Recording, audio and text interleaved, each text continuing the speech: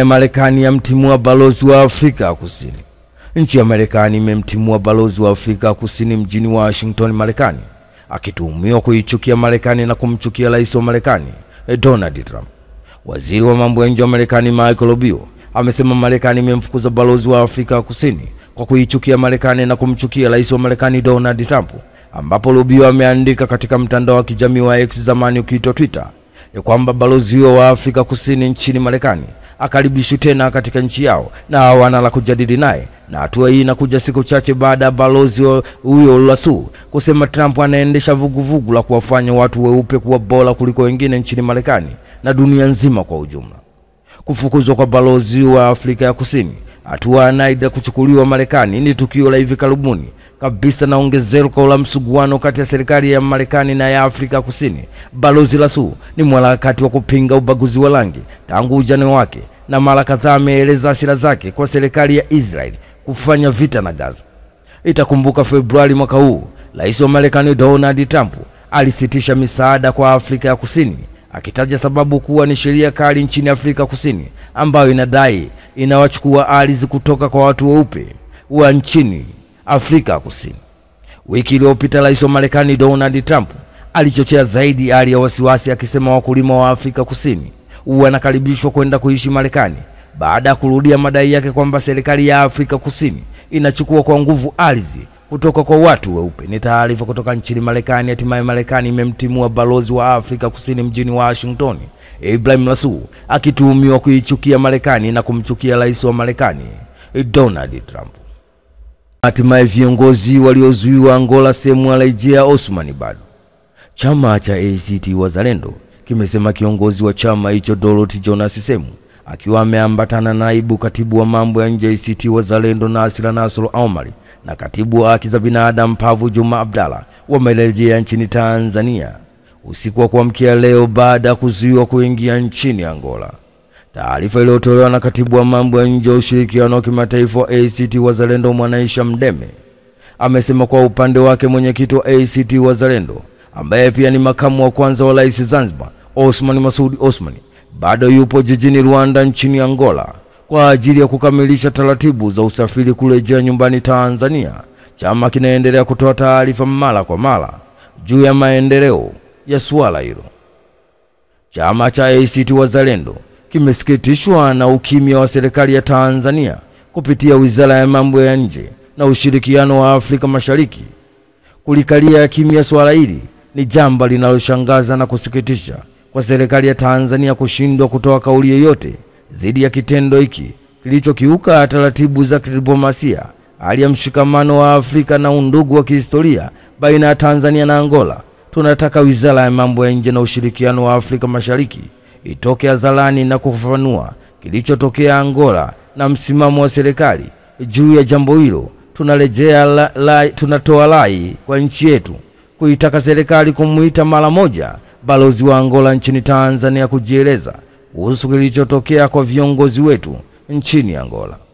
Viongozi hao waliwasili Angola kushiriki mazungumzo ya Jukwaa la Demokrasia ya Afrika, The Platform for Africa Democracy PAD, yaliyoandaliwa na taasisi ya Platform Foundation, yaliyopangwa kufanyika kuanzia Machi 13 mpaka 16 mwaka 2025, ambapo mbali na viongozi hao, viongozi wengine zaidi ya 40 kutoka nchi mbalimbali za Afrika ambao pia walikuwa wanahudhuria mkutano huo walizuiliwa na serikali ya Angola, akiwemo mwenyekiti wa Chama cha Demokrasia na Maendeleo Chadema Tundu Antipas Lissu na viongozi wengine wa Chadema. Ni taarifa kutoka nchini Angola. Hatimaye chama cha ACT Wazalendo kimesema kiongozi wa chama hicho Dorothy Jonas Semu, akiwa ameambatana na naibu katibu wa mambo ya nje ya ACT Wazalendo Nasir Omar na katibu haki za binadamu Pavu Juma Abdalla, wamerejea nchini Tanzania usiku wa kuamkia leo baada ya kuzuiwa kuingia nchini Angola. Paul Makonda atoa kauli vijana wa Arusha mna nafasi zenu India. Mkuu wa mkoa wa Arusha Paul Christian Makonda amekutana na kuongea na balozi wa India nchini Tanzania Bishwa Diwai na kukubaliana kukuza na kuimarisha mahusiano ya pande zote mbili katika kuhakikisha kuwa wananchi wa Arusha wananufaika na fursa mbalimbali kutoka nchini India. Katika mazungumzo yao, Paul Makonda na balozi Wei wamejadiliana na mkoa wa Arusha kupata fursa ya mambo matano, ikiwemo kongamano kubwa litakaofanyika mwezi Mei mwaka 2025 ambapo atakuwepo maprofesa mashuhuri kutoka nchini Marekani kutoa elimu kuhusu akili mnemba artificial intelligence kwa vijana wa Arusha. Viongozi hao pia katika mazungumzo yao wamekubaliana kuanzisha kilimo cha mitishamba inayotumika katika utengenezaji wa dawa za asili chini ya usimamizi chuo kikuu cha Nelson Mandela.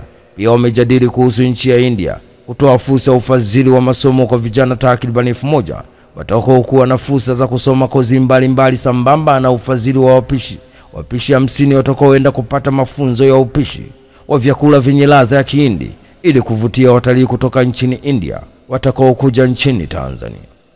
Fursa nyingine itakayopatikana katika mazungumzo ya Paul Makonda na balozi huyo wa India nchini Tanzania ni pamoja na kuimarisha kilimo cha maembe mkoani Arusha kutokana na uhakika wa soko litakayopatikana nchini India, ambapo pia raia wa nchi hiyo wamekuwa na uhitaji mkubwa wa unga unaotokana na tunda la embe kwa ajili ya matumizi mbalimbali. Ni taarifa kutoka jijini Arusha. Hatimaye mkuu wa mkoa wa Arusha Paul Christian Makonda amekutana na kuongea na balozi wa India nchini Tanzania Bishwari Wei na kukubaliana kutoa elimu na kuimarisha mahusiano ya pande zote mbili katika kuhakikisha kuwa wananchi wa Arusha wananufaika na fursa mbalimbali kutoka nchini India. Daktari Kikwete atua Japani, agenda ni elimu. Rais mstaafu Daktari Jakaya Mrisho Kikwete akiwa ni mwenyekiti wa bodi wa shirika la elimu kimataifa GPE yupo Tokyo nchini Japani kwa ajili ya kukutana na kufanya mazungumzo na viongozi wa serikali, wakuu wa taasisi, mashirika mbalimbali nchini Japani. Lengo la ziara yake nchini Japani ni kuboresha ushirikiano wa GPE na Japani katika kuwezesha utatuzi na changamoto za elimu ya chekechea, msingi na sekondari katika nchi zinazoendelea. Katika siku ya kwanza, rais mstaafu na mwenyekiti wa bodi ya GPE amekutana na kufanya mazungumzo na Mheshimiwa Shin Yokoyama, waziri wa fedha wa Japani, na naibu wake Mheshimiwa Atsu Mimura. Rais mstaafu Jakaya Mrisho Kikwete amekutana na kufanya mazungumzo pia na Akiro Tanaka, rais wa shirikisho la ushirikiano kimataifa la Japani JICA. Pia rais mstaafu Jakaya Mrisho Kikwete amekutana na Yoichi Sakawa, mwenyekiti wa taasisi ya Nippon. Sakawa mwenye umri wa miaka 86 sasa alifanikiwa kupanda mlima Kilimanjaro tarehe 12 Februari mwaka 2024 katika kuadhimisha miaka 85 ya kuzaliwa kwake. Kwa siku zinazofuata, rais mstaafu Jakaya Mrisho Kikwete anatarajiwa kukutana na Timia, waziri wa mambo ya nje wa Japani, wabunge wa bunge la Japani, na kushiriki mjadala kuhusu elimu ya teknolojia, kufanya mahojiano na vyombo vya habari, na anatarajia kufanya mazungumzo na Mheshimiwa Tsunichiro, rais wa taasisi ya Afrika. Ni taarifa kutoka Japani. Hatimaye rais mstaafu wa Tanzania Jakaya Mrisho Kikwete akiwa ni mwenyekiti wa bodi wa shirika la elimu kimataifa GPE yupo Tokyo nchini Japani kwa ajili ya kukutana na kufanya mazungumzo na viongozi wa serikali, wakuu wa taasisi, mashirika mbalimbali nchini Japani.